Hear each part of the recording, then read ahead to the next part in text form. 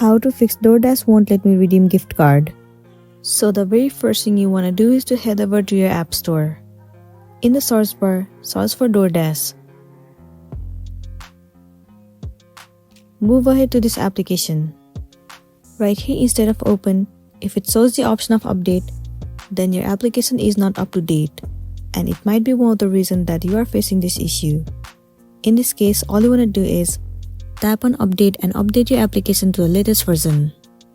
Once it is done, now the next thing you want to do is to head over to the settings of a device. Move into general. Tap on iPhone storage. In this page, search for the application Doordash and then head over to it. Tap on offload app. Once again click on offload app.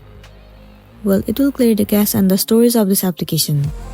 It will remove all of the unwanted bugs from the application and make your application run smoothly.